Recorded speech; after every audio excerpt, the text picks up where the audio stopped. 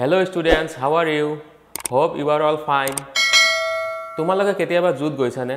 জুত বাঘ কেনেকৈ থাকে দেখা পাইছানে? আৰু কেতিয়াবা জংগলত বাঘ দেখা পাইছানে কেনেকৈ থাকে? যদি জংগলত দেখা নাই কেতিয়াবা টিভিত বা ভিডিঅ'ত দেখা পাইছা ন জংগলত বাঘ কেনেকৈ থাকে? যদি কোনোবা জুত যোৱা নাই তেন্তে কমেন্ট বক্সত জনাই দিব। So today we are going to study a very important poem of class 10, A Tiger in the Zoo by Nestle Norris. বলা আৰম্ভ কৰো। Poem to line by line explanation কৰাৰ আগতে আহাচোন আমি এটা overview জানি লওঁ। This poem contrasts a tiger in the zoo with the tiger in its natural habitat. কবিতাটোত কবিয়ে কি দেখাব খুজিছে এটা বাঘক যেতিয়া আমি জুত ৰাখো তেতিয়া হি কেনেকৈ থাকে আৰু এটা বাঘক যেতিয়া আমি জংগলত দেখা পাওঁ তেতিয়া হি কেনেকৈ থাকে এই দুটাৰ মাজত কন্ট্ৰাষ্ট কম্পেৰিজন কৰি দেখাব খুজিছে কবিতাটোত। The poem moves from the zoo to the jungle. কবিতাটো জুৰ পৰা ষ্টাৰ্ট হৈছে জুৰ পৰা জংগললৈ মুভ কৰিছে and back again to the zoo আৰু আকৌ জংগলৰ পৰা জুলৈ ব্যাক হৈছে। Read the poem silently once and say which stanzas speak about the tiger in the zoo and which ones speak about the tiger in the jungle. এতিয়া তোমালোকক পয়েমটো মনে মনে এবাৰ পঢ়িব দিছে আৰু চাব দিছে কোনটো ষ্টেঞ্জাত পয়েটে বাঘটো জংগলত থকা কথা কৈছে আৰু কোনটো ষ্টেঞ্জাত পয়েটে বাঘটো জুত থকা কথা কৈছে। সো আহা এতিয়া আমি লাইন বাই লাইন পয়েমটোৰ এক্সপ্লেনেশ্যন পঢ়ো। সো আহা এতিয়া আমি ফাৰ্স্ট ষ্টেঞ্জাটো চাই লম কি কৈছে।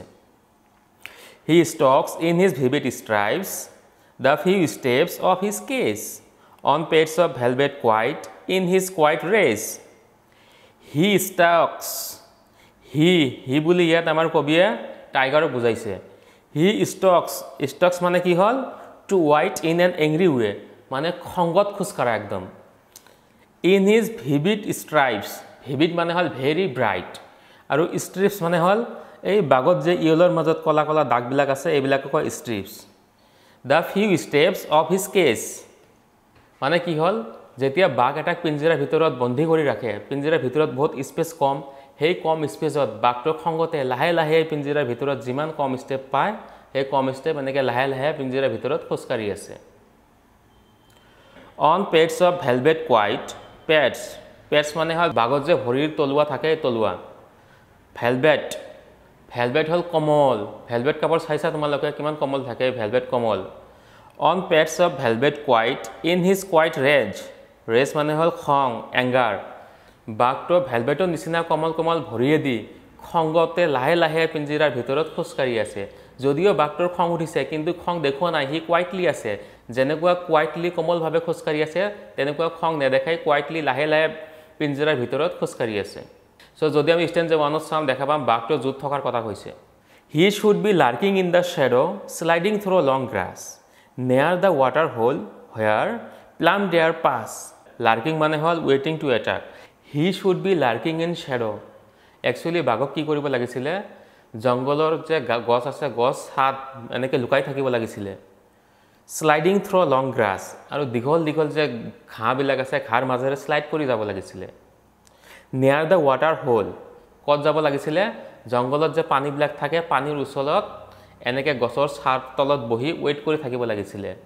Where plum deer pass যত এই হকত হকত হৰিণাবিলাক পানী খাব আহিব সিহঁতক এটাক কৰিব কাৰণে জংগলৰ গাছৰ ছাৰ তলত এনেকৈ বহি থাকিব লাগিছিলে একচুৱেলি বাঘক। ষ্টেঞ্জা 2ত যদি আমি চাওঁ ইয়াতে দেখা পাম বাঘটো জংগলত থকা কথা কৈছে। আহা এতিয়া আমি ষ্টেঞ্জা 3 চাই লওঁ। He should be snarling around houses at the jungle's edge, bearing his white fangs, his claws, terrorizing the village. He should be snarling. Snarling মানে হল angry sound বনোৱা বাঘে যে গজৰে এনেকুৱা সাউন্ড বনোৱা। একচুৱেলি বাঘটো কি কৰিব লাগিছিলে He should be snarling around houses at the jungle's edge. আমাৰ জংগলৰ কাষত যে ঘৰবিলাক থাকে সেই ঘৰবিলাকৰ মানুহবিলাকক একচুৱেলি বাঘটো গৈ সাউন্ড কৰি এনে খং খং কৰি ভয় খুৱাব লাগিছিলে। Bearing his white fangs bearings মানে আনকভাৰ কৰা দেখুৱা white fangs মানে হল দাঁত। His claws মানে হল একচুৱেলি বাঘৰ যে পাঞ্জা থাকে পাঞ্জা। Bearing his white fangs his claws terrorizing the village. Actually বাঘক আমাক কি কৰিব লাগিছিলে জংগলৰ ওচৰে পাজৰে কাষত থকা ঘৰবিলাকক ই সাউন্ড কৰি কৰি ভয় খুৱাব লাগিছিলে আৰু বাঘৰ এই সাৰ বগা বগা দাঁত দেখুৱাব লাগিছিলে ইয়াৰ পাঞ্জা দেখুৱাব লাগিছিলে দেখাই দেখাই গাঁৱৰ মানুহবিলাকক একচুৱেলি ভয় খুৱাব লাগিছিলে কিন্তু সি এইবিলাক কৰিব পৰা নাই সি কি কিন্তু বাঘটো সেই কৰিব পৰা নাই বাঘটো কি কৰিছে পিঞ্জিৰাৰ ভিতৰত বন্ধী কৰি ৰাখিছে এতিয়া আমি ষ্টেঞ্জা 3 যদি চাওঁ ইয়াতো দেখা পাম বাঘটো জংগলত থকা কথা কৈছে ষ্টেঞ্জা 4 চোৱা কি কৈছে but he is locked in a concrete cell his strength behind bars stalking the length of his cage ignoring visitors but concrete cell concrete মানে হল actually ইটা বালি সিমেন্টে দি বনোৱা ঘৰ মানে পকী ঘৰ but he is locked in concrete cell কিন্তু কি হল ইয়াক এনেকুৱা concrete cell পকী ঘৰৰ মাজত বন্ধ কৰি ৰাখিছে his strength behind bars আৰু বাঘৰ যিমান ষ্ট্ৰেংথ আছে শক্তি আছে এই পিঞ্জিৰাৰ ভিতৰত লোহাৰ বাৰবিলাকৰ ভিতৰত আবদ্ধ হৈ আছে বন্ধ হৈ আছে ইয়াকো দেখুৱাব পৰা নাই stalking his length in his cage ignoring visitors আৰু কি কৰে আৰু বাঘটো কি কৰি আছে ভিজিটৰ বিলাকক ইগনোৰ কৰি লাহে লাহে এই সেলৰ ভিতৰত এই পিঞ্জিৰাৰ ভিতৰত লাহে লাহে নেকি খুচকাৰি আছে যদি আমি ষ্টেঞ্জা 4 টো পঢ়ো দেখা পাওঁ যে বাঘটো জুত থকা কথা কৈছে এতিয়া আকৌ পয়তে জংগলৰ পৰা জুৰো আকৌ return hall He hears the last voice at night, the patrolling cars, and stares with his brilliant eyes at brilliant stars. He hears the last voice at night, the patrolling cars. আৰু বাঘটো ৰাতি কি দেখাব আৰু বাঘটো ৰাতি কি শুনা পায় এই পেট্ৰলিং কাৰ বিলাক যে আহে হিয়তক জন্তুবিলাক চাব কাৰণে ঠিকই আছে নে নাই বাঘটো ৰাতি এই অনলি পেট্ৰলিং কাৰৰ ভয়েসটোৱে শুনা পায় and stares with his brilliant eyes at the brilliant stars. আৰু বাগৰ এই ব্ৰাইট চকুৱেদি ওপৰত জিকমিকাই থকা তৰাবিলাক এনেকৈ চাই থাকে তাৰ মানে কি বুজাইছে এটা হোপ অফ ফ্ৰীডম দেখুৱাইছে ওপৰৰ পিনে চাই থাকে এতিয়া ষ্টেঞ্জা 5 চোৱা বাঘটো জুত থকা কথা কৈছে আমি যদি চাওঁ দেখা পাম যে ষ্টেঞ্জা 1 টাইগাৰটো জুৰ কথা কৈছে ষ্টেঞ্জা 2 and 3 টাইগাৰটো জংগলত থকা কথা কৈছে আৰু ষ্টেঞ্জা 4 and 5 টাইগাৰটো এগেইন জুত থকা কথা কৈছে আহাচোন এতিয়া আমি পয়েমটোৰ সামাৰি চাই লওঁ সাৰাংশটো কি The poem explains the situation of the tiger in the zoo.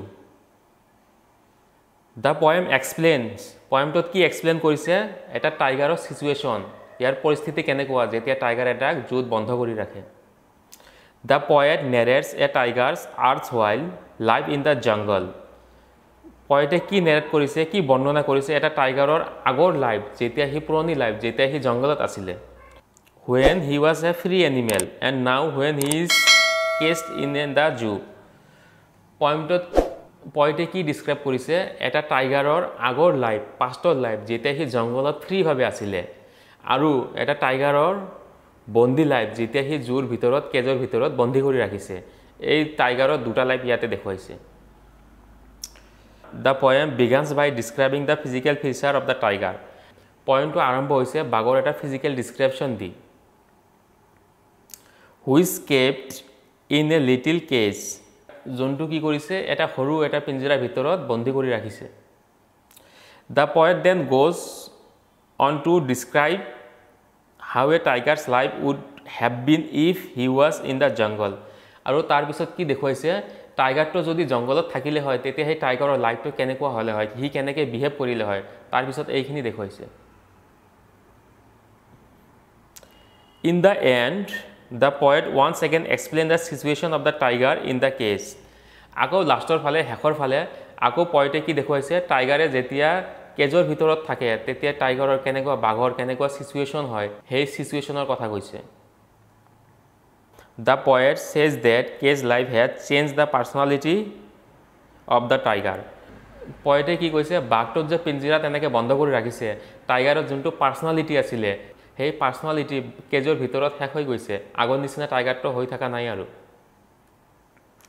He further elaborates that the tiger was a powerful and brave animal in the jungle tar bisot kobiye ki koise tiger to hol etia bahut powerful and brave eta animal jetia hi junglot thake and villagers were terrified by his power However Now the tiger has been confined in the cage and has turned into a helpless and powerless animal.